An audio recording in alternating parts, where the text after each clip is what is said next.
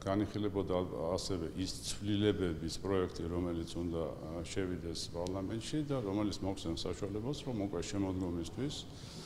კომისიამ, არეგულირებელმა კომისიამ გამოაცხადოს აუქციონები, აუცილებელი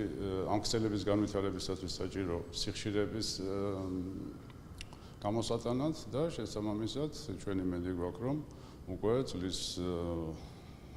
ბოლოსთვის დაიწყება დანერგვა ახალი თაობის მომსახურებების.